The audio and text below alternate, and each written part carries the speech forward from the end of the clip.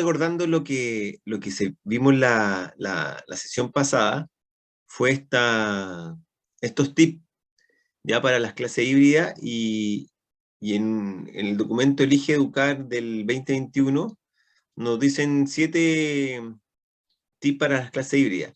Un poco el que nosotros lo habíamos hablado de la guía de la Universidad Católica del Maule, ¿cierto?, que presentaba, de un poco ser claro al momento de dar las normas y primero, ¿cierto?, a los de la clase online para que no estén ahí tan ansiosos y luego pasar a los de la clase presencial. También un poco que tiene que ver con la estructura de la clase, eh, que sea suficiente para todos los alumnos. Si es que se puede grabar video antes donde se explique lo que hay que hacer. Esto lo mencionábamos y decíamos que es bastante importante, que yo lo he ocupado desde el punto de vista de lo presencial y de lo virtual, tener un ayudante, que un poco, a veces cuando uno está en la presencial no escucha a los alumnos que están por el computador, y tenemos ahí un ayudante que él va recogiendo las preguntas, las dudas, y las va anotando, las va dejando en el chat, ¿ya? Así que esa es una súper buena medida cuando se les toca hacer estas clases híbridas. Tratar de incorporar una de las aplicaciones, que hoy día vamos a ver algunas, pero de estas aplicaciones o herramientas tecnológicas que sean una a la vez, ¿ya? Y, y pedirle a los alumnos, ¿cierto?, que en cualquier momento vayan indicando cómo se sienten y si necesitan alguna ayuda. El objetivo que se ha querido desde el punto de vista de esta jornada, ¿cierto?, es brindar principalmente propuestas que estén al servicio de una mejor labor en el monitoreo de la implementación, y aquí viene la palabra clave, ¿ya?, que es de la implementación didáctica en nuestras clases de educación física y salud. Ya cómo nos orientamos, ¿cierto?, en lo presencial, en lo híbrido y ahora desde lo online, ¿ya? Es un poco lo que se pretende. ¿Dónde estamos hoy en día? Vamos a ver las clases virtual principalmente, ya pasamos por la presencial y pasamos por el híbrido, y hoy día nos toca lo virtual. Un poco qué ocurrió, estos son de información de revistas, periódicos, donde un poco cuentan lo que nos sucedió a nosotros, principalmente a los profesores, ¿ya? Entonces dicen, educación online, el desafío que enfrenta el país ante la emergencia por coronavirus. Y todos nos tuvimos que transformar en ese sentido, ¿cierto?, a hacer nuestras clases principalmente virtuales. Ahora, bien, ¿qué pasó el año 2020? Un poco aquí se seleccionaron algunas revistas y periódicos, donde el mostrador nos dice, expertos analizaron debilidades de la educación a distancia, y coincide en que no estábamos preparados. Hay un poco ver si eso es verdad o no. ¿Estábamos preparados o no estábamos preparados para estas clases a distancia? También profesores de más de 60 años explican cómo se reinventan para poder hacer las clases online. Y aquí hay 2 ejemplos, ¿cierto?, de profesoras que tuvieron que adaptarse a esta nueva metodología. El desafío de enseñar online, la preocupación docente por exigencias laborales, ¿ya? Un poco lo que se aborda acá es que existía poca empatía ante esta situación, y los profesores tuvimos que rápidamente acomodarnos, ¿cierto?, y tratar de hacerlo lo mejor posible, a algo que no estábamos, especialmente nosotros los profes de EFI, que no estábamos tan acostumbrados. Y por último, hay un cuadrito sobre cómo la pandemia cambió la vida del profesor de educación física. Y yo creo que en ese sentido vamos a estar todos de acuerdo que sí o sí la cambió, ya sea para mejor o para peor, pero la cambió. Ya ahora tenemos otras herramientas con las que podemos funcionar y otras formas también de poder hacer nuestras clases. Y un poco dicen algunos que estas clases online llegaron para quedarse, ya para alumnos que no puedan asistir, van a poder optar a estas clases online. Em, Ahora, un poco, si me podrían responder esta pregunta, ¿qué creen ustedes? ¿Él o los profesores, ¿cierto?, las profesoras, como decía ahí el documento, que no estábamos preparados? Y la pregunta es para ustedes, ¿no estábamos preparados para el uso de los recursos tecnológicos? ¿Qué creen ustedes? Yo creo que la mayoría de los colegas, de los docentes, no están preparados al 100%.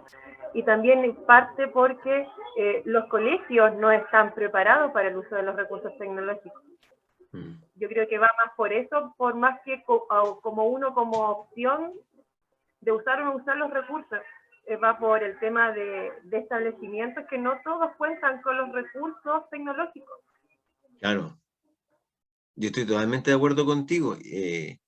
Yo creo que más que la labor de nosotros los profesores, que o sea, igual nos tuvimos que acomodar rápidamente, pero es principalmente las instituciones, los colegios, no tenían las herramientas tecnológicas. O sea, si se conectaban 10 profesores, se caía el internet y no había cómo realizar las clases desde el lugar de trabajo. Que lo comentaba un poco cuando estábamos hablando la semana antepasada de las clases híbridas. Así que en ese sentido, deberíamos sacar no, ¿cierto? Y ponerlo como que estábamos preparados, pero quizás las instituciones, colegios, establecimientos eran los que estuvieron un poco al debe en el tema de las tecnologías, ¿cierto? Porque si esto lo llevamos un poco a la reflexión, hay la Ley General de Educación, ¿cierto?, del año 2009, nos dice lo siguiente, determina que las administraciones educativas deben promover el uso de las TIC en el aula como medio didáctico apropiado y valioso para llevar a cabo las tareas de enseñanza-aprendizaje. Y esto un poco no era lo que tú bien mencionabas, ¿cierto?, que no ocurrió mucho, porque que los establecimientos ocasionales, ¿cierto?, no estaban con los medios apropiados.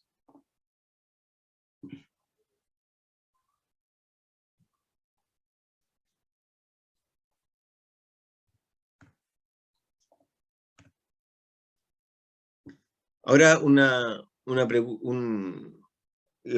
documento que habla sobre la enseñanza de la educación física implementada con las TIC dice, ¿por qué no se ha generalizado el uso de las TIC en la educación física, cuando en otras materias llevan recorrido un largo camino? José Díaz Barahona un poco hace esa pregunta. Y él menciona que se debe principalmente a la escasa formación tecnológica recibida durante la formación inicial. Esto quiere decir que cuando nosotros estamos estudiando la carrera de pedagogía, no hay una asignatura, ¿cierto?, una cátedra que nos hable un poco del uso de las TIC en educación física. Algunos de ustedes me comentaban que había salido hace poco, y yo no sé si a ustedes le habrán enseñado sobre el tema del uso de las TIC en su año de estudio. Por lo menos en mi caso, ni por si acaso no mencionan algo de las TIC, ¿ya? Y creo que por ahí también hay una nueva reestructuración que debemos hacer, ¿cierto?, en esta formación pedagógica, de cómo incorporamos estas TIC a nuestras sesiones. Hola Juan, buenas tardes. También hablar Profesor, discúlpeme, dígame. para no interrumpirlo, bueno, le estaba escribiendo por el chat, pero como me dio la palabra, en este momento tengo una reunión paralela a coordinación, incluso vengo llegando, estoy todo sudado de la calle. Voy a estar conectado en ambas clases. Lo otro, apenas me desocupe, me vuelvo a conectar. No hay problema, mira, yo en un momento quizás le voy a pedir más atención porque quizás estoy, como mencionaba antes a tu compañero, quizás algunas cosas estas las han visto, quizás recordar algún punto importante de la clase online, pero nos vamos a enfocar especialmente en algunos estilos y las formas de retroalimentar, ya que Bien. esa es como la parte principal, ¿ya? Así que puede ahí tratar de estar Gracias. con un ojo para cada lado. Vale, gracias. Hablar también de que nos dice cierto José Díaz, es que el desconocimiento de la existencia de numerosas herramientas y materiales curriculares de multimedia. No sé si ustedes se fijaron, pero por lo menos para mí, en esta modalidad online empezaron a aparecer una cantidad de aplicaciones, ¿cierto?, que nos pedían o nos podían servir para nuestras clases, que yo antes de la pandemia no las conocía. O sea, Zoom la conocíamos, ¿cierto?, quizás Meet, pero otras aplicaciones como Geniali, ¿cierto? Nearpod no eran muy conocidas y muy abordadas, sino que ahora en las clases online estas como que explotaron, ¿ya? La falta de infraestructuras, medios o mantenimiento tecnológico en las aulas. Y aquí es exactamente lo que dijo nuestra compañera. O sea, principalmente esto no se ha generalizado porque en los establecimientos educacionales la infraestructura no es la más adecuada, ¿ya? Si nosotros vemos, por ejemplo, en el gimnasio de nuestro colegio o en el patio del colegio y queríamos colocar ahí el internet, quizás no había internet que llegara ahí o llegaba de mala calidad, ¿cierto? Entonces, eso se tuvo que empezar ahora en algunos establecimientos a ajustar, a reestructurar. Y un poco lo veíamos con la clase pasada, donde revisamos los cambios que hicieron algunas universidades y algunos colegios que tuvieron, dice, que invertir en estos medios tecnológicos, en una mejor cámara, con micrófono, mejor señal de Wi-Fi, etc. ¿Ya? También nos dice José Díaz que hay un exiguo tiempo del que se dispone en preparación de las clases. Yo no sé si eso ustedes también concuerdan con lo que dice acá o no. ¿Tienen poco tiempo para preparar sus clases o porque las clases online parece que requieren mayor cantidad de tiempo para nosotros? No sé qué opinan ustedes. Por lo menos en mi caso, considero que, bueno, no es que me sobre el tiempo, pero no me he visto con falta de tiempo para crear las clases, pero sí me juega en contra el tema de reinventar la clase, ya porque, claro, nosotros seguíamos una metodología, ciertas orientaciones cuando estábamos en presencial, ¿cierto? Pero todas nuestras clases tenemos que adaptarlas, obviamente, a la modalidad online. Entonces, a veces como que semana a semana ya se va acabando la creatividad, ¿cierto? Y de repente nos pilla quizá el tiempo, pero para planificar la clase yo creo que por lo menos en mi caso sí. Además que en mi escuela trabajamos con WebClass, no sé si lo conocen, no lo ubican, que WebClass es una plataforma que de cierta manera entrega la planificación lista, pero obviamente igual tengo que modificarla de acuerdo a lo que yo quiero, el objetivo que quiero pasar ese día y también adaptada a la realidad pandemia. Entonces, Claro, entre comillas, se me aliviana la carga, pero de igual forma tengo que editarla. claro, ¿no? Qué bueno que te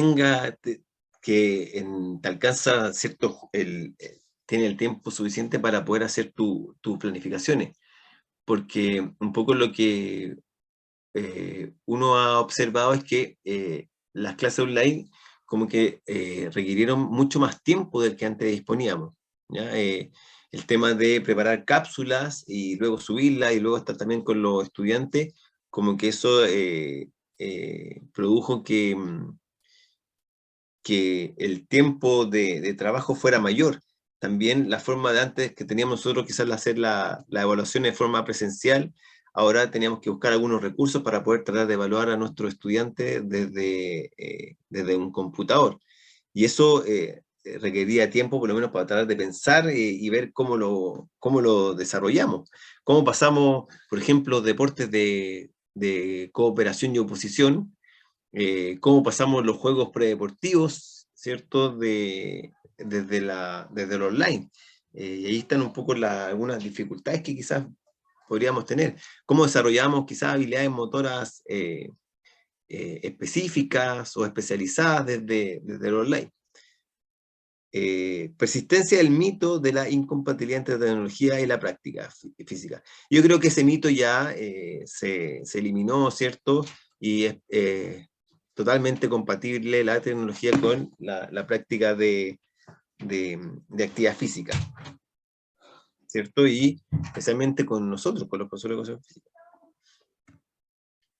Ahora, algunos autores nos van diciendo que tenemos que tener ciertas habilidades para este siglo XXI.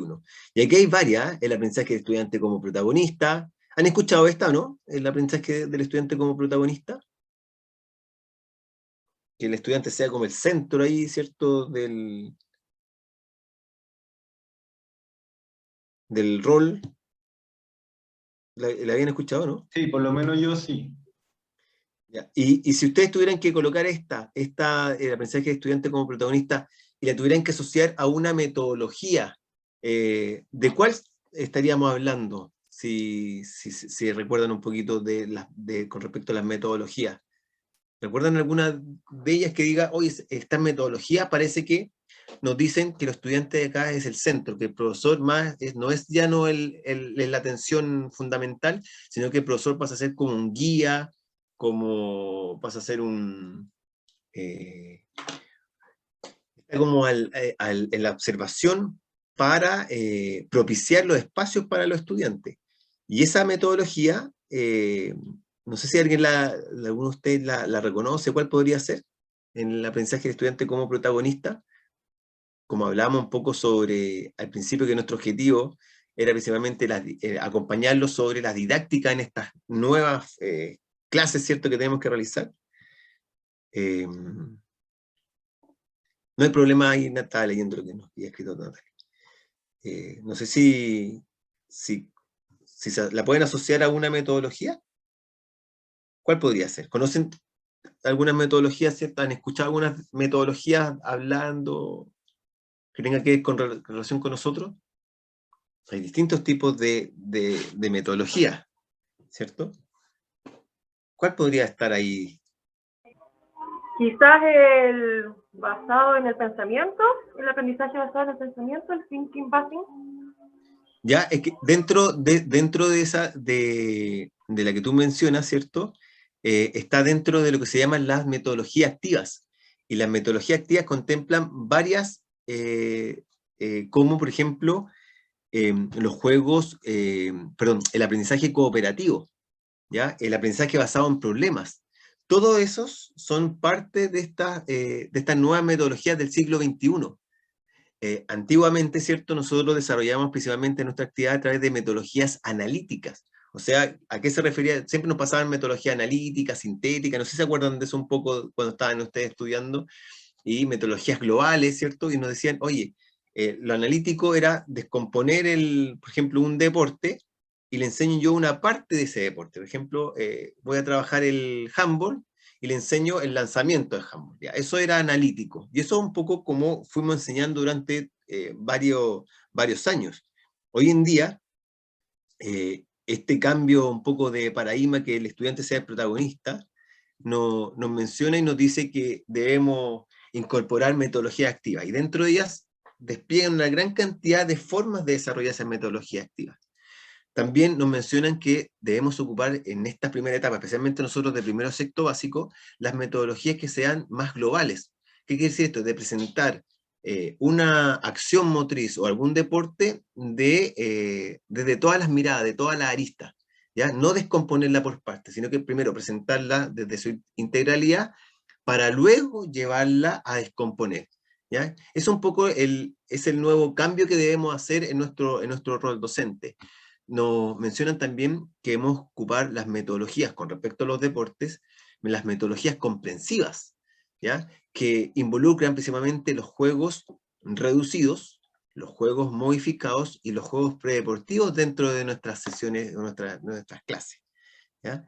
Y estas metodologías comprensivas hacen hincapié en que ese estudiante tenga la toma de decisiones en ese juego, que tenga que pensar, que tenga que poner ahí el componente cognitivo. O sea, me dijeron que tengo que estar dentro de esta cancha. ¿Ya? ¿Qué es lo que es dentro? Tengo que respetar estas reglas. Y aparte tengo que empezar a jugar. ¿Ya? Todo eso nos van indicando estas nuevas metodologías que han ido apareciendo, como la metodología comprensiva, ¿cierto? Como las metodologías activas, principalmente el aprendizaje cooperativo y el aprendizaje basado en problemas. Parece que ahí alguien me escribió. No hay problema, María José, no hay problema. Entonces, estas nuevas habilidades que nos están pidiendo nosotros los profes, que tenemos que potenciar los intereses de los estudiantes, el uso de métodos activos de aprendizaje, la formación centrada y la responsabilidad ciudadana, aumentar el tiempo de compromiso motriz. Recuerden que aquí yo creo que este punto, el aumentar el tiempo de compromiso motriz, es donde nosotros decimos, hemos sido más cuestionados. ¿Ya? El INTA hizo un reporte, ¿cierto? Carlos Saavedra, un fisiólogo chileno, ¿cierto?, que trabajaba en la clínica MED, también ahí nos dijo que el tiempo de nosotros de práctica, o el tiempo efectivo, ¿cierto?, de trabajo, era alrededor de 14 a 15 minutos del tiempo total de clase. O sea, que decía que en pasar la lista, en formar la fila, en explicar, todo eso era tiempo muerto, y el tiempo que se movía el estudiante era alrededor de 14 y 15 minutos. ¿Ya? El INTA decía 14 y Carlos Saavedra decía 15 minutos. Entonces, un poco nos solicitan que esto debemos cambiarlo y tratar de que aumentar ese tiempo. ¿Ya? Hacer innovaciones, la inclusión, ¿cierto? Y el respeto por las velocidades de aprendizaje. Cada niño va y niña va a su ritmo de aprendizaje, y debemos nosotros tratar de respetar eso. Ahora, las que están en círculo, creo que un poco son las más llamativas, ¿cierto? Del potenciar la creatividad, el respetar la cultura juvenil, el uso de tecnologías para facilitar el aprendizaje, incentivar la investigación y la diversidad en los estilos de enseñanza. Y aquí un poco es la que nosotros querido abordar, en la diversidad de los estilos de enseñanza, porque nos va a permitir llevar esto a aprendizajes al estudiante como el protagonista, ¿ya? Tratar de ocupar diferentes formas para que ese niño y niña adquieran los aprendizajes, ¿ya? Algunas recomendaciones para la docencia en clase online, que de esta guía, ¿cierto?, del ministerio, y nos dicen un poco lo siguiente: consultar el estado de ánimo y disposición para participar de los escolares. En cada sesión de educación física y salud, impartida especialmente de primero a sexto básico, estar cerca del escolar, que cerca del escolar esté un adulto. Estas son las recomendaciones que da el ministerio. Yo no sé si será posible, ¿cierto?, que en estas clases online siempre esté un adulto cercano, ¿cierto?, a un niño de primero a sexto año. También ese adulto tiene que trabajar y tiene otras responsabilidades, ¿cierto? Incluir protocolos frente a lesiones, y esto es lo que hablábamos en la sesión pasada, no sé si se acuerdan, ¿qué pasa si yo estoy haciendo mi clase online y uno de mis estudiantes tiene un desmayo o tiene una fractura? ¿Cómo lo abordamos desde un computador, por ejemplo? ¿Cómo lo abordamos al otro lado si no estamos? Y eso hay que tener un protocolo con respecto a esas lesiones. ¿Quién lo lleva? Si el colegio o el establecimiento cumple, o el seguro se hace responsable también, ¿cierto?, cuando están en una sesión en su casa. ¿Ya? Y eso un poco, nosotros lo mencionábamos, que le preguntaran a sus directivos, ¿cierto? ¿Cómo van a funcionar en ese protocolo ante lesiones? La higiene, ¿cierto?, y la promoción de hábitos saludables, el OA9, que estén con ropa adecuada, ¿cierto? Ideal con esta tenida deportiva. A nosotros nos pasaba que algunos estudiantes estaban con pijamas, ¿cierto? Uno se notaba que ni siquiera habían pasado por una ducha. Entonces, eso también es un poco inculcarle a nuestros niños y niñas, ¿cierto?, del tema de la higiene personal también. Y consultar a los niños regularmente cómo se sienten para retomar los ejercicios luego del descanso. Importante ir preguntándole constantemente cómo están, porque quizás a veces están también con cámara apagada, y al estar con cámara apagada no logramos un poco verlo, visualizarlos, perdón, de cómo se sienten ellos, ¿ya? De las caras que tienen, si están bien o no, o quizás están desmotivados, también puede ser una alternativa. Siguiendo con las recomendaciones que nos hacen para la docencia en clase online, nos dicen que hay que tener consideración relativa a los espacios hogareños. Y aquí yo creo que tenemos una de las mayores dificultades, ¿cierto? En la medida de las posibilidades ambientales del hogar, destinar un espacio fijo para la realización de estas actividades. Y ustedes mismos me contaban que a veces habían algunos estudiantes que en el pequeño espacio que hay entre la cocina y el living, ellos tenían que hacer esa actividad, porque en el living estaba quizás trabajando el papá, o estaba un hermano también en clase, y no había los espacios suficientes, ¿ya? Nos recomiendan también elegir espacios libres, seguros, alejar muebles peligrosos, etc. Ventanales, cuidado con la estufa, despejar alfombra. Principalmente ideal sacar la alfombra porque hay varias lesiones que ocurrieron al trabajar sobre una alfombra que se deslizaban y producían algún golpe, ¿ya? Y realizar actividades en espacios reducidos de 1,50 m aproximadamente, como un poco como para planificar nuestra sesión, nuestra clase, ¿ya? Como en 1 m² vamos a lograr hacer algo, ¿ya? Y eso tratar de planificarlo para todos nuestros estudiantes. Y ahí está la gran tarea y la mayor dificultad. Pensemos ahora en la didáctica, ¿ya? Y la didáctica tiene que ver con las metodologías, tiene que ver con los estilos de enseñanza, tiene que ver con los estilos de aprendizaje, etc. Con la organización. Y aquí vamos a colocar un ejemplo de algunos recursos tecnológicos, ¿ya? Como ejemplo Nearpod, YouTube, ¿cierto? Mentimeter, algunos de ustedes ya lo conocen. Y acá tenemos el Canva. No sé si lo habían escuchado hablar del Canva.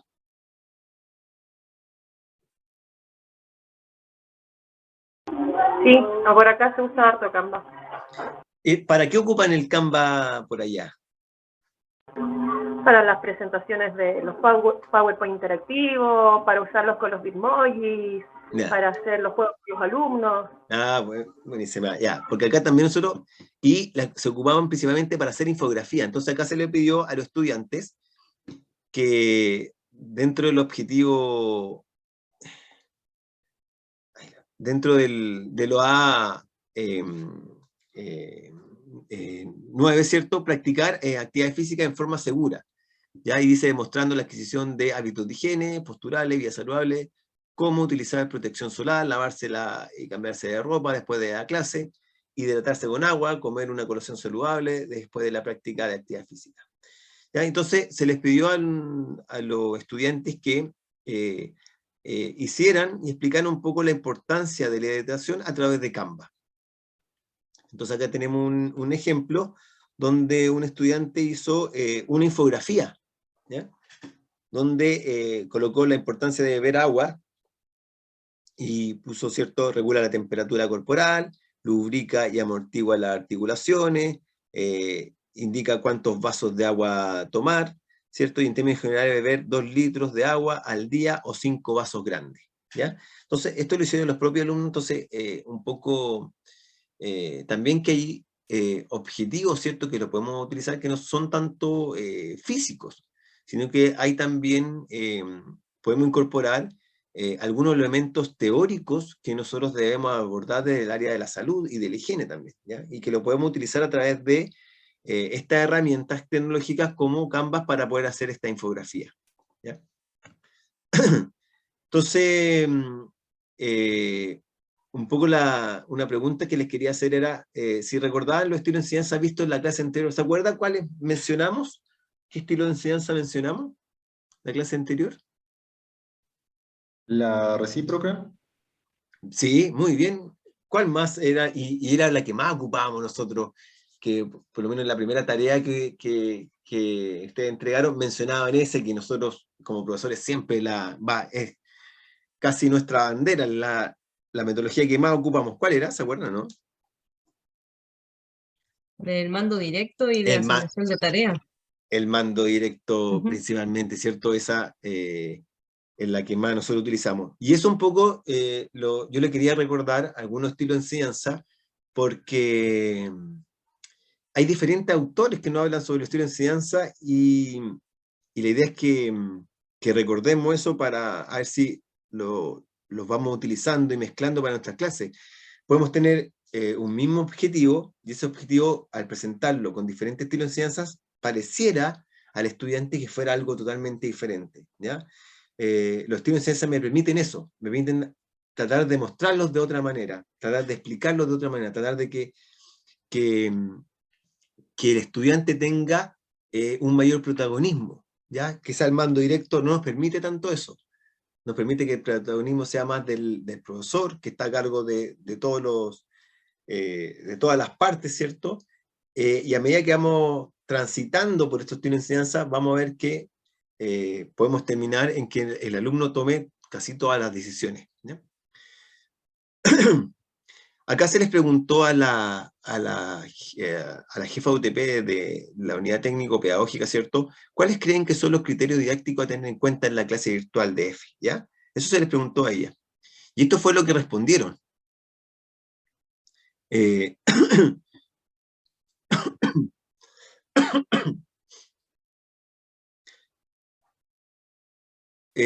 Respondieron, por ejemplo, organización de los tiempos que hay que tener en un inicio y desarrollo y finalización, ¿ya?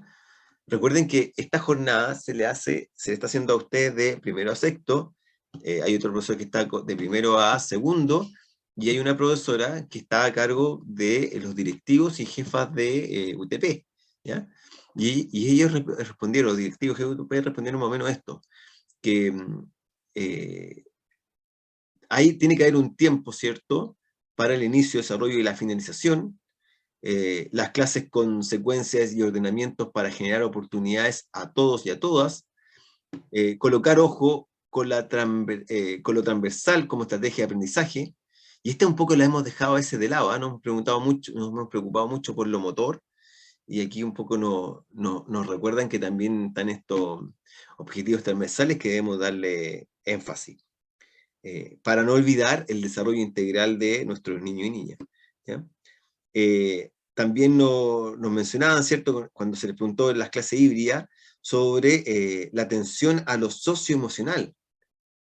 Especialmente hoy en pandemia, cómo trabajamos, ¿cierto?, si volvemos en este caso a una clase online, cómo trabajamos la atención desde lo socioemocional con nuestros estudiantes. Es algo muy complejo. Atención al tiempo de clase, especialmente los conectados online, ¿cierto? Y reconocer estrategias de complemento al aprendizaje, ¿ya? Y aquí una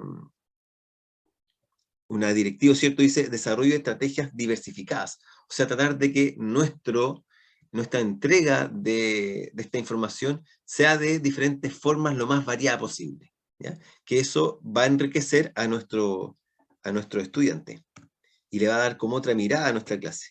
Vamos a avanzar. Entonces, vamos a ver algunos estilos de enseñanza recomendados para el desarrollo en esta modalidad virtual. Y la pregunta es un poco, ¿qué estilo de enseñanza vamos a utilizar? ¿Ya? Y la pregunta es, ¿cuáles consideras más recomendables para esta modalidad, para la clase de educación física y salud? Dentro de los estilos de enseñanza, ¿cierto?, que vamos a ver ahora, que vamos a un poco a recordar, si ustedes me pueden responder esta pregunta. ¿Qué estilo de enseñanza utilizamos principalmente? Y después, ¿cuál creen que sería la más recomendable en esta modalidad online? ¿Les parece? Entonces vamos a ver un poco las diferencias que hay entre estos estilos de enseñanza en el pre-impacto, en el impacto y en el post-impacto, ¿ya? Cada estilo de enseñanza, según Muska Mocton, tiene diferencias en estas tres partes, ¿ya? Y eso es un poco lo que vamos a abordar ahora. Primero, recordar que hay una heterogeneidad del alumno y de la alumna, ¿ya? El profesor debe ajustar la metodología para que le permita adaptarse a la diversidad de los estudiantes. Y si se fijan, tenemos diferentes alumnos y alumnas que tienen diferentes habilidades motrices, habilidades sociales, ¿cierto? Diferente capacidad para aprender, hay algunos que tienen diferentes tipos de inteligencia, ¿cierto? Aprenden, ¿cierto?, con diferente ritmo, y todo esto hace que el mundo con el que nosotros vamos a desarrollar sea muy diverso, sea muy heterogéneo, y cómo le damos respuesta a cada uno de ellos, ¿ya? Esa es la gran dificultad. Y esta la lámina la observamos y la vimos en la clase pasada, donde nos habla un poco de los estilos de enseñanza de Muska Mocton. Ahí parece que hay gente.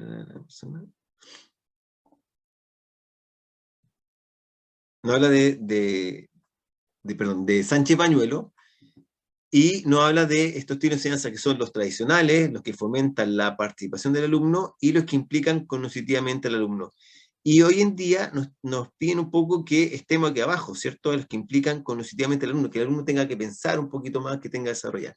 Y nosotros precisamente hemos abordado nuestras clases a través de estos estilos de enseñanza tradicionales, como el mando directo clásico, ¿cierto? Y como bien dijo nuestra compañera, y la asignación de tareas. Nosotros hemos abordado en nuestras clases anteriores la enseñanza recíproca que fomenta la participación del alumno, ¿ya?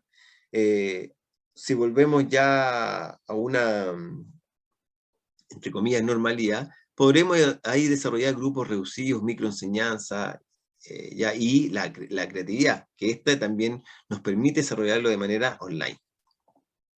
Eso es lo que nos dice Sánchez Bañuelo. También tenemos a Delgado y Noguera, donde nos dice algo parecido, ¿cierto? Están los estilos de enseñanza tradicionales, mando directo, asignación de tarea, los que posibilitan la participación, enseñanza recíproca y grupos reducidos, fomenta la individualización, grupos por niveles y programas individuales, hay otros que fomentan la sociabilización, ¿cierto? Como la microenseñanza, y implican cognitivamente, ¿cierto?, como el descubrimiento guiado y la resolución de problemas. Y el estilo, ¿cierto?, creatividad que promueve la creatividad. Eso lo dice Delgado y Noguera. Pero un poco el más abordado y el que tiene, que quizás pueden recordar ustedes más renombrado, es los estilos de enseñanza de Moston y Ashworth, ¿ya?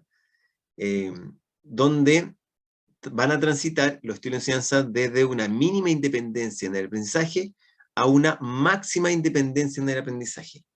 Vamos a transitar desde ahí. Y la idea es que de a poquito, ¿cierto?, vayamos avanzando y nos vayamos, ¿cierto?, a los que tienen mayor independencia desde el punto de vista del aprendizaje, ¿ya? Entonces, el primer estilo que nos dice Muska Moston, igual que otros autores, es el mando directo, que es el estilo A. Luego tenemos la enseñanza basada en la tarea, la enseñanza recíproca, y aquí empiezan a aparecer unos nuevos que quizás no habíamos visto con estos autores, ¿cierto? Que es la autoevaluación, el estilo D, y el estilo de inclusión, que es el estilo E, ¿ya? Y este es bastante interesante para poder desarrollarlo en nuestras clases. Luego tenemos los que involucran una máxima independencia desde el estudiante. Recuerden que esto es un proceso, así que de poquito.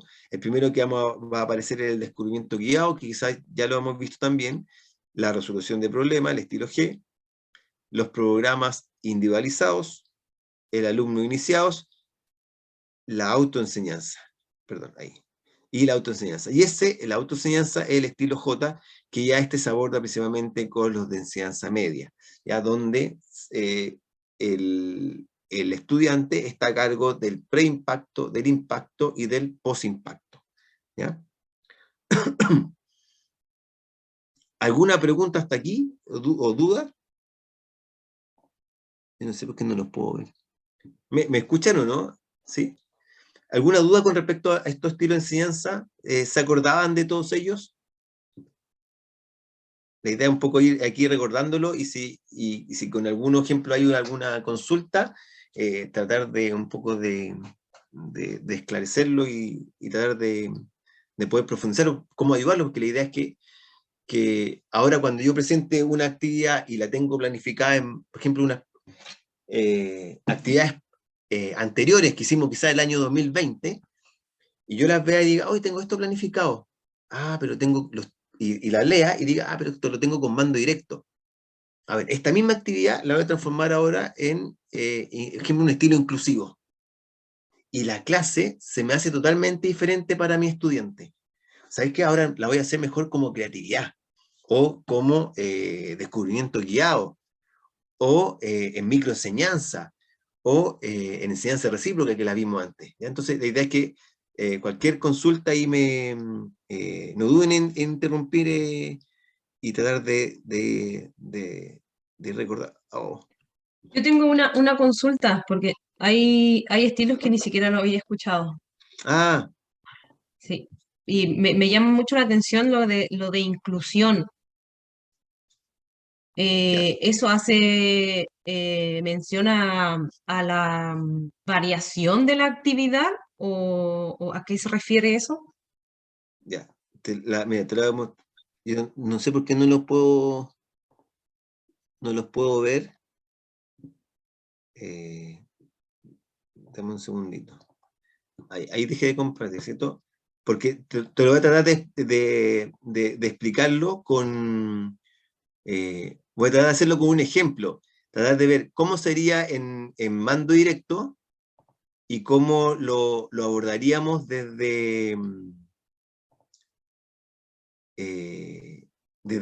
estilo de inclusión que nos dice Muska-Mostyn, ¿ya?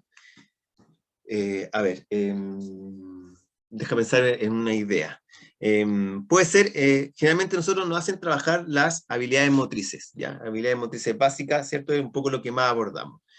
Y para abordar la habilidad motrices básica, nosotros tenemos ejemplos de estos patrones motores, como el lanzar, atrapar, el correr, saltar, etc. Entonces, por ejemplo, el mando directo sería que yo les diga, voy a ir a ocupar parece que fue Álvaro la que hizo la clase con la cajita, ¿o no? Entonces le digo, ya, tengo la cajita y le digo, ya, salten la cajita todos hacia adelante. Ya, salten la cajita. Ahora yo les puedo poner una cuerda. Entonces yo pongo una cuerda y le digo, ya, vamos a saltar la cuerda 20 veces. Entonces el mando directo clásico sería, ya, vamos a saltar la cuerda 20 veces. Pero a mí ritmo, yo soy el profesor. Entonces yo digo, ya, todos juntos, 1, y saltan todos, 2, 3, 4, y yo voy dando la orden de cuándo saltar. ¿Ya? Ese sería el mando directo clásico. El mando directo modificado sería cuando a ellos yo les pongo la misma cuerda y les digo, van a saltar 20 veces. Pero ellos van contándose y van a terminar cuando ellos cuenten las 20 veces. ¿Ya? Esa sería como la pequeña diferencia. Ahí le damos un poquito ya hay que el alumno tome ahí una pequeña protagonismo. ¿Ya? Ahora, ¿cómo sería el mismo saltar en el estilo inclusivo? Es que yo tengo que dar la posibilidad a todos los alumnos que puedan saltar la cuerda, número 1. Número 2, tengo que yo observar y que dar la posibilidad a que el alumno tome la decisión cómo saltar la cuerda y por dónde. Entonces, para ese estilo, yo coloco la cuerda no tengo, estaba buscando aquí una cuerda, algo para, aquí tengo este cable. Entonces, se coloca la cuerda como en diagonal, ¿ya? Entonces, yo le digo a los chiquillos, ya, ahora ustedes tienen que saltar la cuerda. Y ellos van a elegir por dónde la saltan. O sea, quizás el más hábil va a ir a la parte más alta. El que quizás no es tan hábil va a ir a lo más bajito. Y por eso se llama Muska-Mostyn, le dice el estilo inclusivo, porque es el alumno el que decide por dónde saltar y dependiendo de las características y de las posibilidades de él. Algunos, por ejemplo, ha pasado que algunos niños creen que tienen menos habilidad, entonces empiezan por la más bajita y de a poco van aumentando hacia lo más alto, ¿ya? Hasta que un momento dicen, hasta ahí nomás llego, ¿ya? Y ese es un poco el estilo que dice Muska-Mostyn, del estilo inclusivo, ¿ya? Un poco es para ver las diferencias. Entonces, yo sí presentaba siempre la clase con el mando directo y ahora la hago con el modo inclusivo. Para los niños y niñas se ve como algo diferente. Ahora, también si lo quiero llevar a la creatividad, yo les pongo diferentes tipos de cuerdas, les paso cuerdas a ellos, pongo cuerdas en diagonal, ¿cierto? Cuerdas más altas, cuerdas más bajas, cuerdas o amarrar elástico, etc. Y les digo a los niños y niñas, ¿cómo se le ocurre a ustedes saltar estas cuerdas y estos elásticos? Y ese sería el estilo de enseñanza creatividad. Porque ellos son los que van a ver, unos saltar con un giro, pueden saltar en un pie, pueden saltar con un pie a otro, o quizá uno dice, sé que con un mortal lo hago. Eso va a depender de ellos. ¿Ya?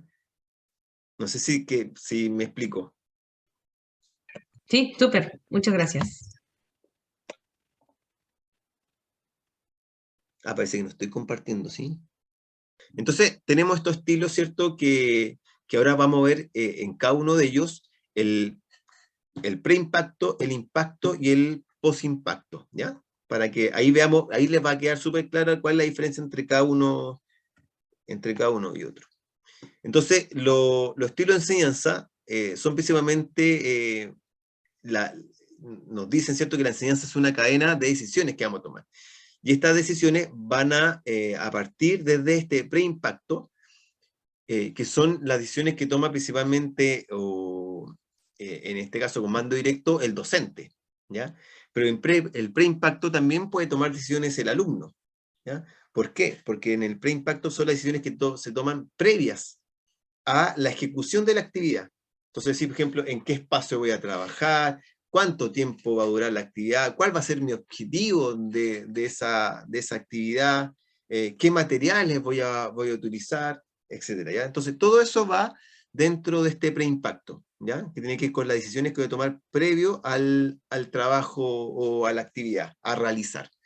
El impacto se refiere principalmente a las decisiones tomadas durante esta tarea, ¿ya? Que en este caso, cuando hablábamos del mando directo tradicional, el preimpacto dependía del profesor. El profesor dijo, vamos a saltar la cuerda.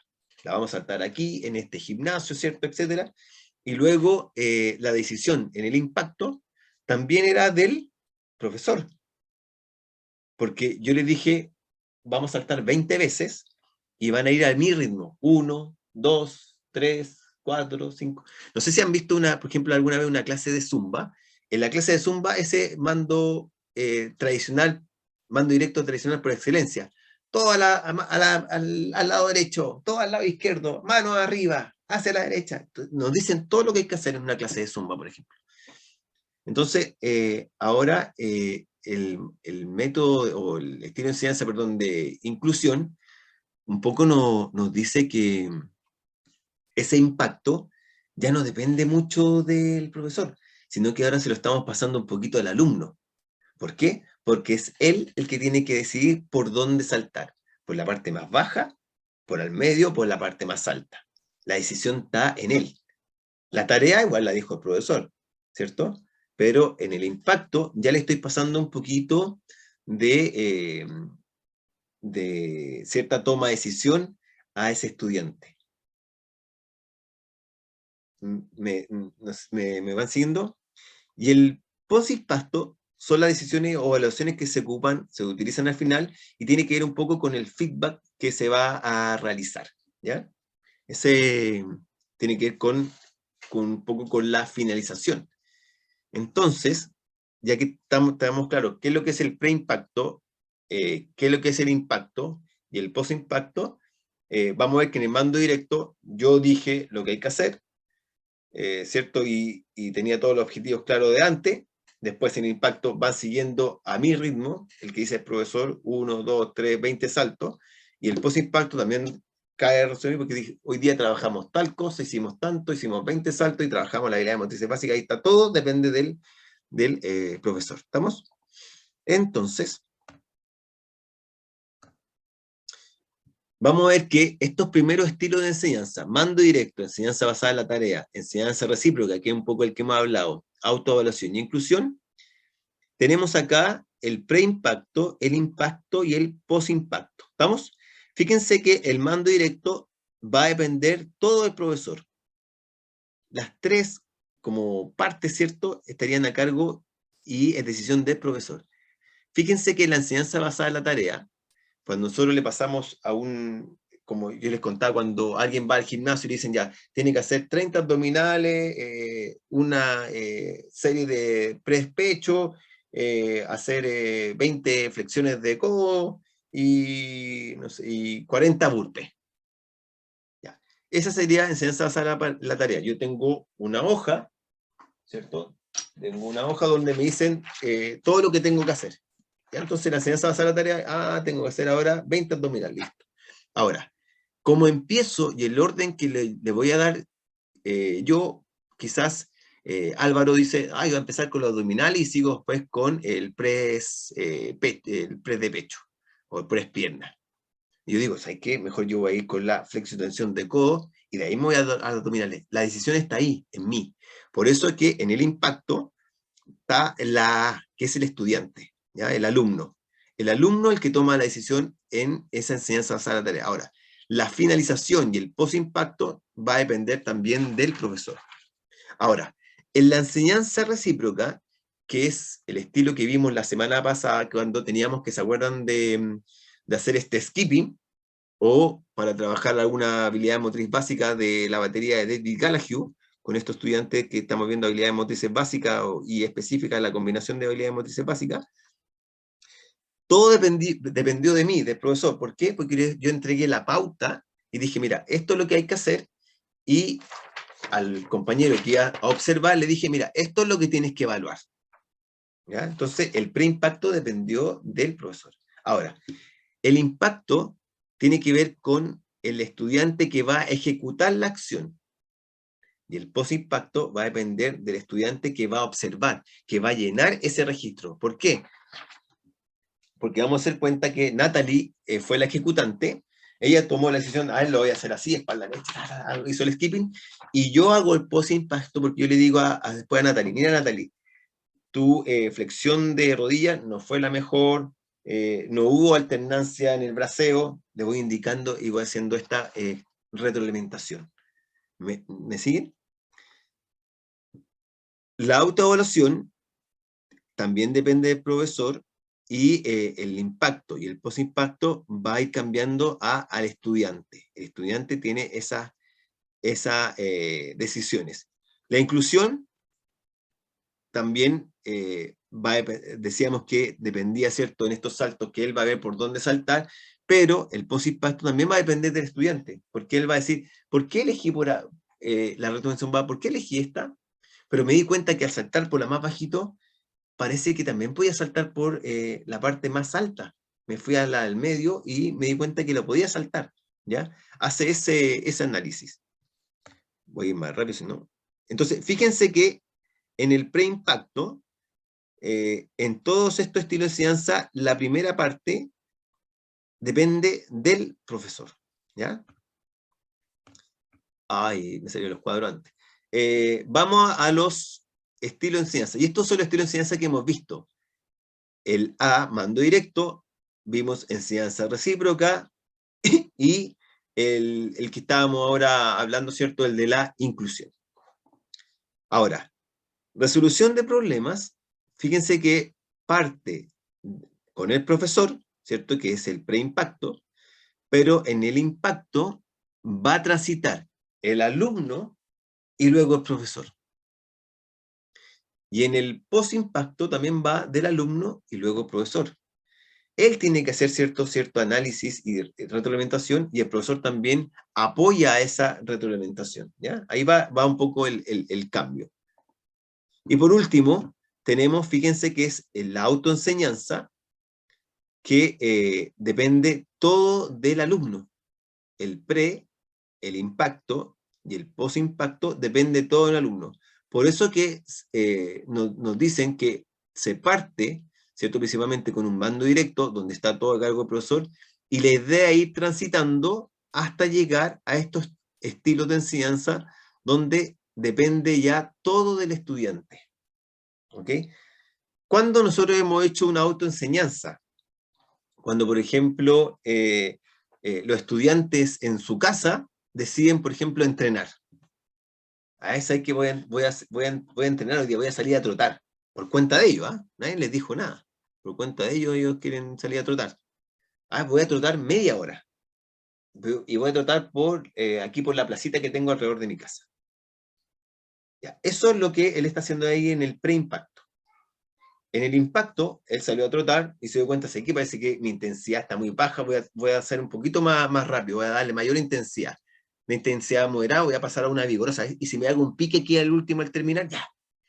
Y por último, él hace una retroalimentación. Oye, parece que el pique estuvo medio cansador y me anduve agotando un poco, etcétera, ¿ya? Entonces, a eso es un poco lo que nos invitan, ¿ya? A que vayamos transitando de que le demos ahora mayor protagonismo, especialmente en el impacto y en el post-impacto a nuestros estudiantes. De a poquito, fíjense, que es algo paulatino, ¿eh? Que vamos a ir transitando hacia esos estilos más cognitivos que nos decía Sánchez Bañuelo, como descubrimiento guiado, resolución de problemas. No mencionaba Delgado y Noguera también, ¿cierto? Que eran los más cognitivos, donde tenían que pensar más. Ya, es un tránsito hacia eso. Ahora, yo los quería invitar vamos a trabajar el OA6, ¿cierto? Donde a través de una clase online de intensidad moderada y vigorosa, vamos a hacer también una actividad de enseñanza recíproca, donde les vamos a pedir esta forma de saltar, ¿ok? Esta forma de saltar, y a un compañero le vamos a mostrar, ¿cierto? Esta pauta de evaluación. Realizar una flexión de rodilla, realizar una flexión de cadera, se observa una flexión de codo, eleva los brazos al cielo y salta elevando el cuerpo de forma vertical. Esto es lo que les vamos a pedir, ¿ya? Entonces, acá va a estar el ejecutante y este va a ser el observador, ¿ok? Si estamos todos en la parte online, ¿cierto? Como en el caso de hoy día, les vamos a pedir que se formen por grupitos y un estudiante, ¿cierto?, hace la ejecución y el otro estudiante es el que evalúa. Ahora, ¿qué es lo que van a realizar? Voy a ver si se logra ver este enlace. ¿Logran ver el enlace o no? ¿Se comparte ahí la pantalla?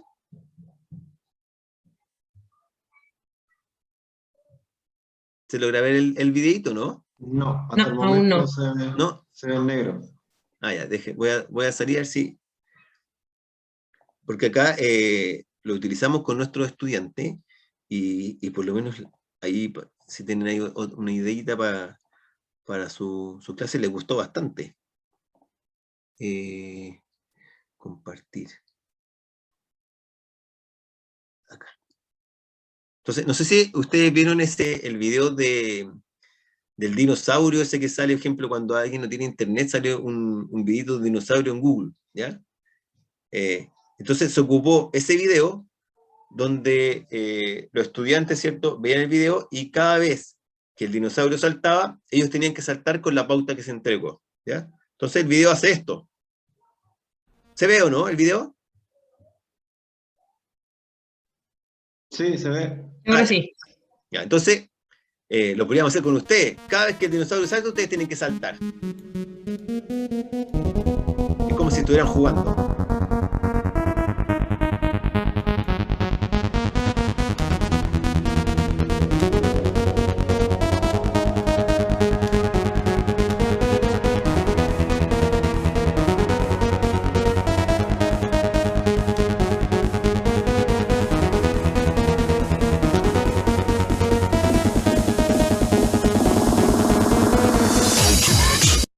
Entonces, la gracia del video es que vamos transitando de una intensidad moderada, vamos a ir transitando a una intensidad vigorosa porque después se pone mucho más rápido.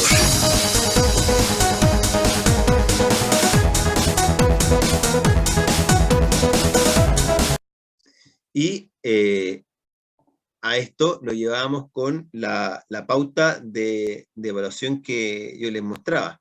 Entonces, había un estudiante que hacía la ejecución de la actividad, ahí. Había un estudiante que tenía que hacer ese tipo de salto y el compañero lo iba a estar evaluando con esta pauta de sí, ¿no es cierto?, en esta lista de cotejo, donde tenía que observar algunos elementos como la flexión de rodilla, etc. Y después, ¿qué pasaba? Se invertían los roles. El que estaba evaluando pasaba a hacer la parte práctica y el que estaba haciendo la parte práctica pasaba a evaluar, ¿ya? Es un poco lo que se hizo en la modalidad online con el juego del dinosaurio. Ahora, con respecto al feedback, ¿cierto? Importante realizar un feedback en todo momento de la clase, ¿ya? Y para eso, primero tenemos que observar, ¿cierto?, las ejecuciones, tenemos que tener en claro cuál va a ser nuestra evaluación del objetivo, y tenemos estos tipos de feedback. Y un poco yo se los quería ahí quizás recordar, que tenemos los tipos de feedback correctivo, el de reforzamiento, el neutro y el ambiguo. No sé si se acuerdan algo de esto. ¿Alguien se acuerda cuál es, por ejemplo, una frase para el... Mira, vamos a partir con el ambiguo. ¿Se acuerdan cuál es el neutro, el feedback ambiguo? el que decimos nosotros los profes y que está catalogado como el feedback ambiguo. ¿Alguien, una frase o algo que podamos decir? Que principalmente lo ocupamos cuando no tenemos nada que decir, se ocupa ese tipo de feedback, ¿no? El correctivo, ¿se acuerdan cómo era el correctivo o el del reforzamiento? ¿No? Ya, vamos a verlos.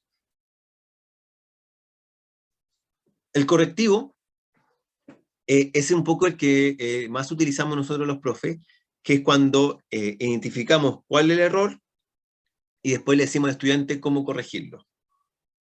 Por ejemplo, si alguien, está haciendo no sé, una clase de un deporte de cooperación y oposición, y estamos viendo fútbol, decimos, mira, lo que pasa es que no le pudiste pegar bien al balón, quizás porque tu pie de apoyo no pusiste bien tu pie de apoyo bien plantado en el suelo. Entonces ahora, cuando le vayas a pegar de nuevo al balón, trata de poner tu pie de apoyo lo más firme posible en el suelo.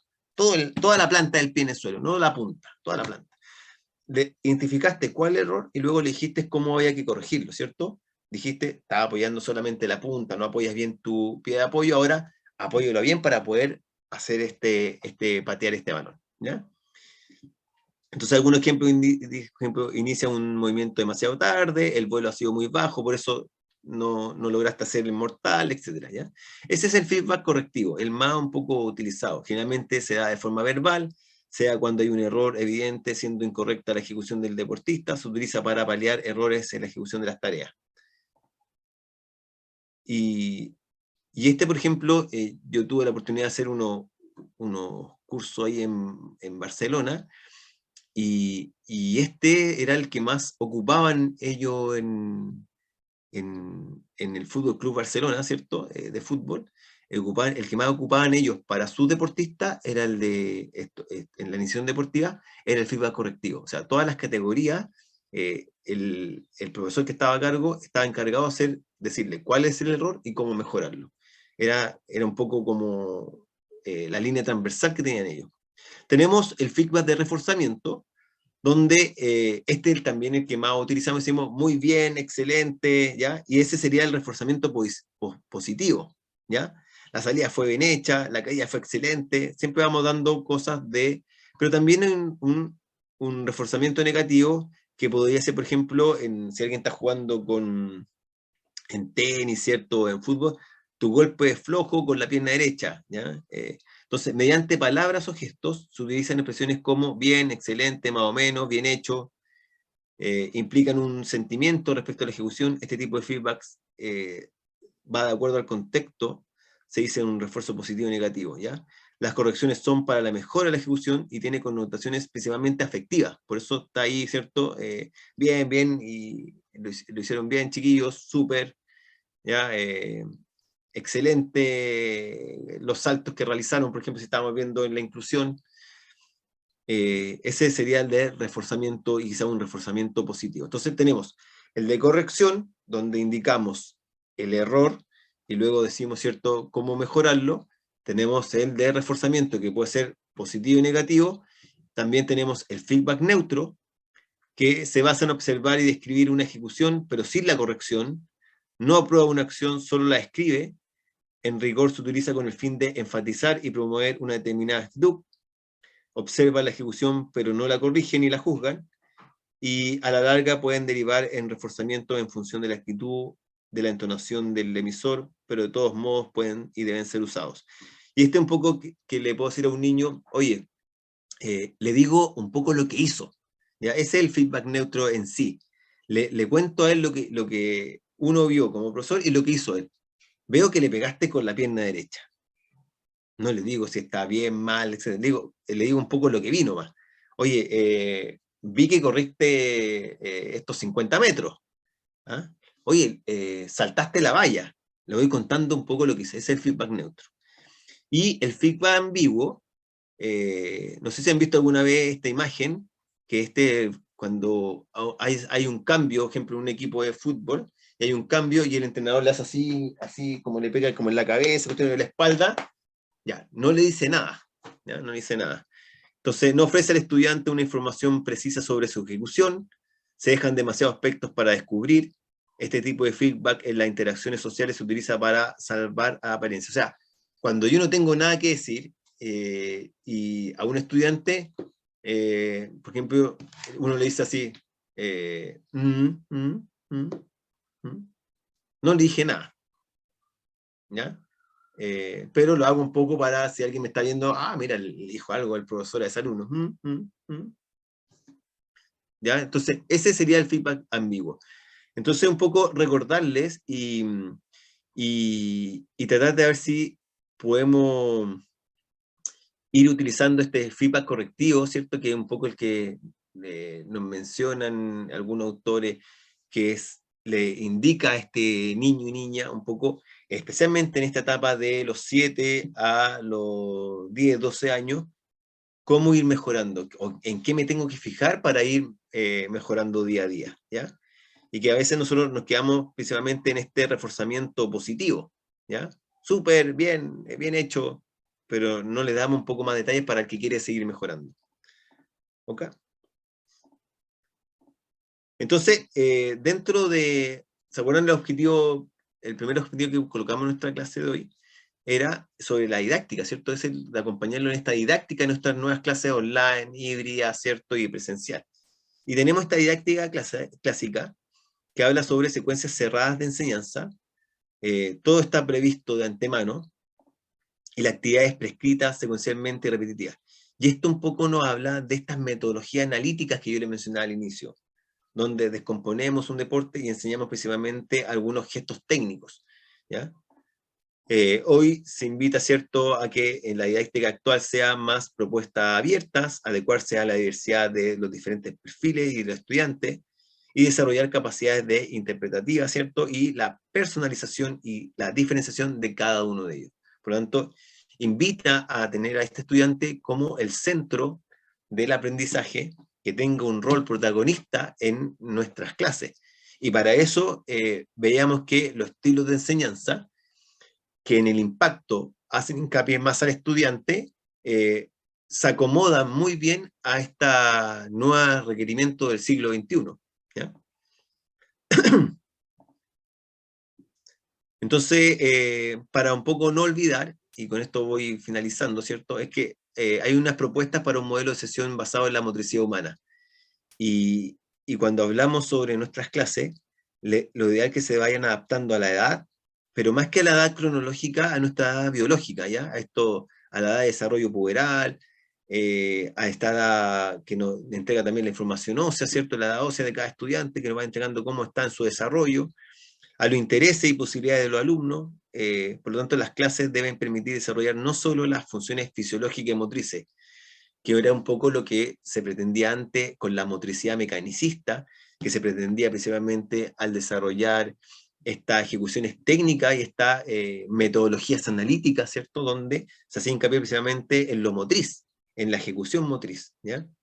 Sino también trabajar los factores sobre la conducta motriz, los elementos psicológicos, muy importante hoy en día, los emocionales, más importante aún, los sociológicos. En pandemia nos dimos cuenta de lo importante que es esto para los niños y niñas, y esto un poco es lo que nos invita la motricidad humana en ese sentido, ¿ya?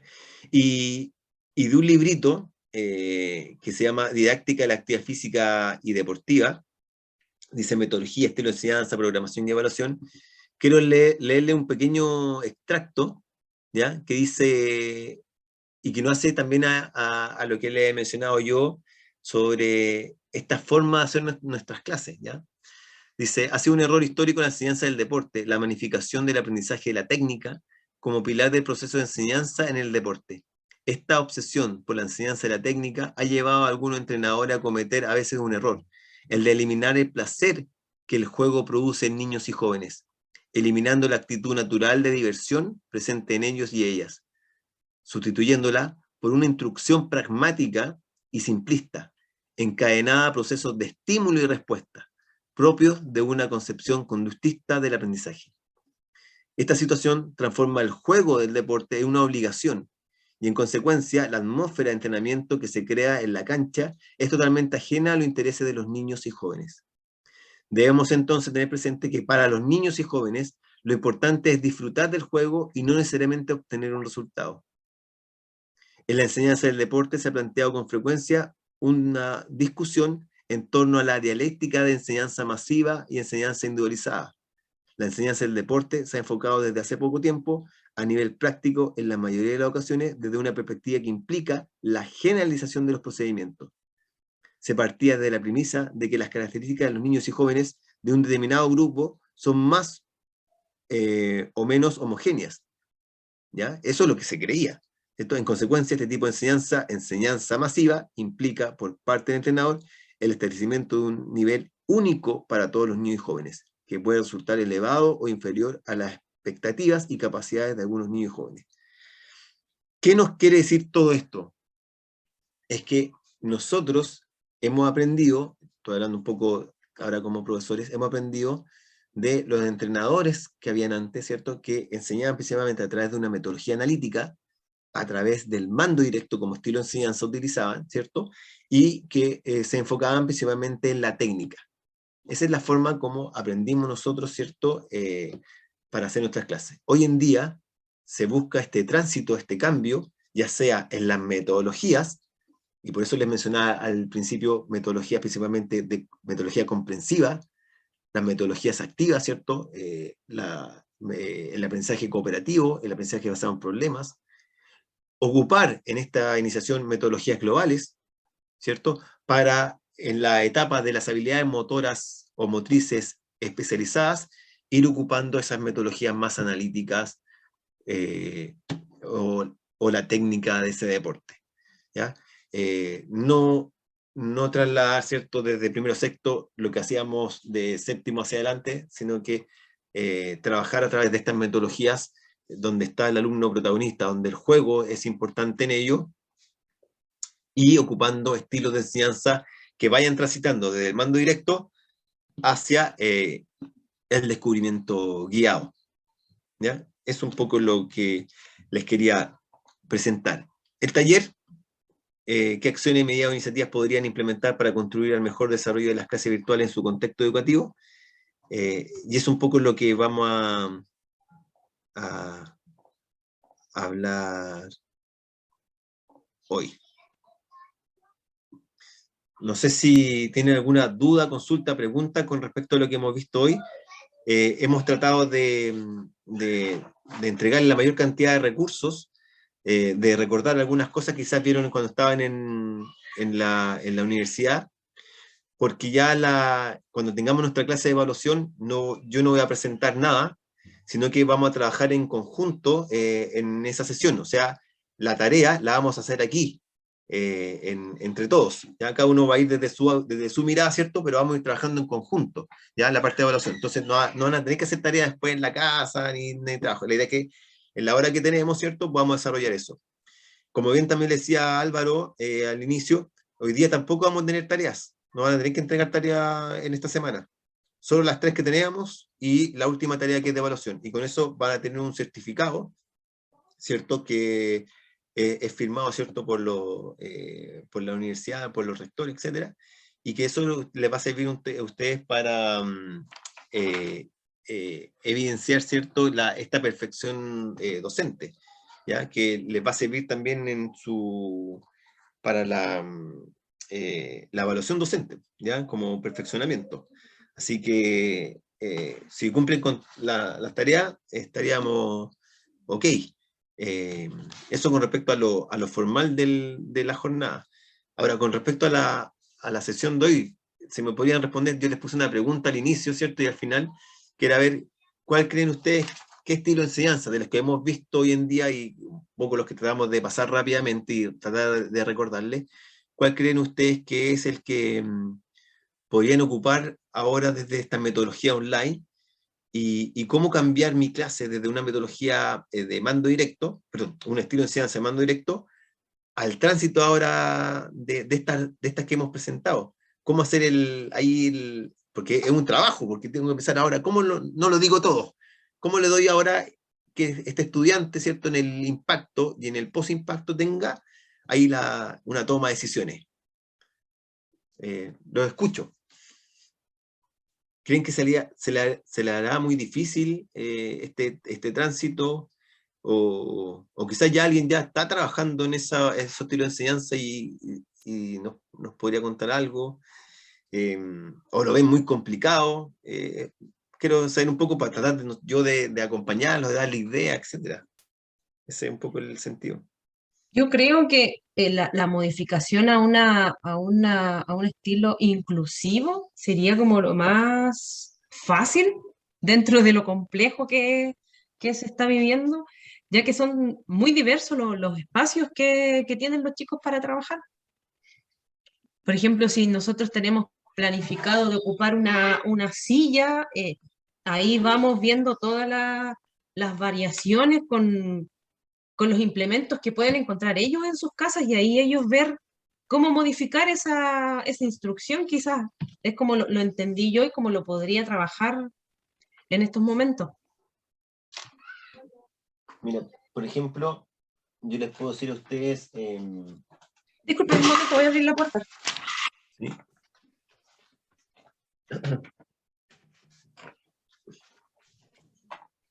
Aquí tengo un ojito. Por ejemplo, en el estilo inclusivo, si yo tengo que pasar, por ejemplo, la unidad de básquetbol, etcétera, y lanzar, a todos les tengo que hacer lo mismo, ¿ya? O sea, a todos tengo que tener la posibilidad de que ellos lancen, porque si no se transformaría en un estilo quizás enseñanza basada en la tarea, o en otro estilo de enseñanza. Ahora, el lanzar, yo puedo colocar, por ejemplo, que a uno esté a 1 metro, otro esté a 5 metros, otro esté a 10 metros. Y ellos elijan a qué distancia se colocan. Y ahí estamos ocupando el estilo de enseñanza inclusivo. Todos están haciendo lo mismo, el lanzar, pero cada uno, que es como el estudiante, va a elegir a qué distancia se coloca para poder lanzar. ¿Ya? Y ahí estarías dentro de ese estilo inclusivo. Yo puedo También hacer se podría ejemplo, modificar la forma de lanzar. claro, tú les puedes decir a ellos también la forma de lanzar y ellos va a quedar un poco a criterio de ellos, ¿cierto? Y quizá uno va a lanzar con las 2 manos, quizá uno le complica este lanzamiento del básquetbol, quizá uno va a hacer para atrás, y ahí la podemos transformar la clase en creatividad. ¿Cómo lanzarían ustedes, por ejemplo, a ese canasto? Y ahí transformaste el tiro, en vez de ser lo más directo, todo lanzando con la mano derecha para acá, la transformaste el tiro en este estilo de enseñanza de creatividad, que si te fijas no está dentro de lo de Muska Moston. Creatividad lo tiene solamente Delgado y Noguera, lo tiene Sánchez Bañuelo, ya que eran los dos primeros. Muska Moston no agrega ni el pre ni el post en la creatividad.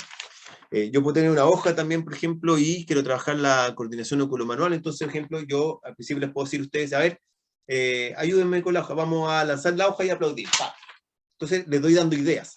Ya, ahora vamos a aplaudir, tocar la nariz y atrapar la hoja. ¿Lo pueden hacer? A ver, Juan, voy a hacerlo, ¿no? Ahí, mira, Juan. Lanzo la hoja, aplaudo, me toco la nariz. Y atrapo la hoja. Ya. Entonces, después, ¿qué es lo que uno hace para transformarlo en creatividad? En este estilo de enseñanza, Juan, ¿de qué formas tú lanzarías la hoja y cómo la atrapas? Álvaro, ¿de qué forma lo harías tú? María José, ¿de qué forma tú? Inténtenlo. Entonces, cada uno va a hacer una distinta combinación, ¿cierto? De cómo atrapar la hoja, quizás con la mano, quizás se van a tocar el tobillo, la cabeza y la atrapan, etc. Pero yo les di un poco una pequeña pauta. Y después, eso lo presentamos. Ya, María José, ¿cuál fue la que inventaste tú? Ya, esta, listo, lo hacemos todo. Juan, ¿cuál ocupaste tú, Juan? Esta, listo, lo hacemos todo. Álvaro, ¿cuál ocupaste tú? No, yo les dije lanzar un giro y atrapar la hoja. Bueno, ya, lo hacemos todo. Entonces, ahí si te fijas, un poco nosotros le pasamos el papel al alumno, que nos va ayudando en nuestra clase. Yo no tuve que inventar todo, yo inventé 2 nomás. La otra la inventaron la Francisca, la Natalie, Juan, Álvaro y la María José. O sea, entre todos hicimos 7 formas de atrapar la hoja. Y eso un poco, le dimos un poco el papel ahí al alumno. Quizás un alumno, Álvaro dice, pero profe, yo tengo 2. Ya, muéstrame las 2 entonces. Y la clase se forma más interactiva y estamos centrados en este rol de darle este papel al estudiante, este rol al estudiante. Él dijo cómo trabajar esta coordinación oculomanual. Él inventó esta forma, y quizás se la va a mostrar después a la mamá, y la mamá también la hará de hacer. Entonces, eso es un poco lo que a los que los queremos invitar, que de la misma idea que teníamos al inicio, por eso les digo, revisen todas las planificaciones que hicieron el año pasado, y esas las van transformando en otro estilo de enseñanza, y ya tienen clases totalmente, varias clases para futuro. O sea, de una misma unidad, de un mismo objetivo, lo presento en distintos estilos de enseñanza, y me va a resultar perfecto, porque lo están mostrando de una forma diferente. Eso, no sé si hay alguna duda, consulta, pregunta, no sé si le ha gustado las clases que llevamos hasta el momento, o algo que quieran enfatizar para la última sesión que tenemos en 2 semanas más, que me sirve a mí un poco para poder ir mejorando también. Les mencionaba yo que le subía los documentos, le comentaba a Álvaro, ya se subieron los documentos, el TGM2, ¿ya? El test de Ulrich, se le subió también la batería de David Gallagher y la de Barpemok, ¿cierto? Que están en los documentos en su aula virtual de la UPLA, ¿ya? Están ahí. Álvaro lo vio que se veían, así que ustedes también los podrían ver. Hay varios documentos, así que tienen que buscarlos. Eso es un poco lo que les quedaba viendo de la semana pasada, ¿ya? Me demoré un poquito porque yo no los puedo subir yo, los sube una persona externa, entonces ellos ven, dicen, pero para esto, ¿para qué? Hay que explicarle, mira, por esto, por esto, otro, listo, ya subimos, ¿ya? Lo escucho, no sé si hay algo que me puedan decir para finalizar, una retroalimentación, quizás, un feedback correctivo, un feedback neutro, no me decían un feedback ambiguo. Lo escucho. Bueno, yo quisiera, bueno, dar a conocer más o menos la experiencia que tuve esta semana, ¿ya? Yo, bueno, en la clase anterior les comenté que estábamos pronto ya a iniciar las clases híbridas, y esta semana lo comenzamos, ¿ya? Bueno, de hecho la semana pasada, pero como estuvimos solamente miércoles y jueves, producto que el viernes día del profesor lo dieron libre, esta semana iniciamos, ya, con primero y segundo básico. Y se me hizo difícil. ¿En qué sentido? En que, bueno, dentro del trabajo que coloqué, que, bueno, igual ofrezco la disculpa que lo envié atrasado, lo acabo de enviar antes de ingresar a la clase, ya el tiempo de la clase se me hacía demasiado corto, se me hacía... perdía la atención de un grupo por estar con la atención del grupo presencial, ¿ya? Porque los chicos, de cierta forma, ya, mire, vamos a cumplir 2 años, y este grupo que empezamos, con primero y segundo, básicamente ellos no han estado en colegio, no conocían la escuela, así que de repente las normas que tienen son un poquito rebeldes, ¿ya? Pero sí fue entretenido incursionar en, claro, mantener un grupo online y el grupo presencial, pero eso me pasó, perder la atención al grupo online y basarme básicamente, fijarme en el grupo que estaba presencial. Juan, disculpa, y entonces traté. Dígame. ¿No te tocó, como habíamos comentado antes, que dijiste que un profesor iba a estar a cargo del online? Mire, y tú de lo presencial? lo que pasa, sí, lo tenemos con otros niveles, ¿ya? En esta ocasión, bueno, mi profesor, mi otro colega está con licencia, así que no pudimos realizarlo y lo tuvimos que hacer esto. Y otro de los factores que fue que igual me sorprendió, que al comenzar estas clases híbridas, provocó un impacto en los profesores, y a los 2 días teníamos 5 profesores con licencia. Así que, de cierta forma, igual ha sido un poquito complejo, he tenido que estar reemplazando por aquí. Y no enfocarme en sí, básicamente, en lo que es la educación física. Con respecto a lo que me comentaba recién, traté de llevar otro tipo de enseñanza con los más pequeños, pero se me hizo difícil, y obviamente tuve que volver a lo que es el mando directo. ¿Ya? Así que, pero yo creo que esto, bueno, para mí esto en mi establecimiento es para practicar, para tener experiencia, y ya el próximo año obviamente retomarlo desde un principio. Pero básicamente eso es lo que pude experimentar en estos días. Sí, Juan, yo te mencionábamos la clase pasada, que lo híbrido es muy difícil, porque tienes que estar en dos bandos. Si ya el online es difícil, imagínate ahora estar con los presenciales online. Y uno se distrae. A mí me pasa que estaba con los presencial y se me olvidaban los online. ¡Oh, los online! Ya. Entonces el tener a alguien que Eso te vaya pasa. ayudando, ahí un alumno, un estudiante en cada lugar, una buena, tener una especie de ayudante, una buena medida.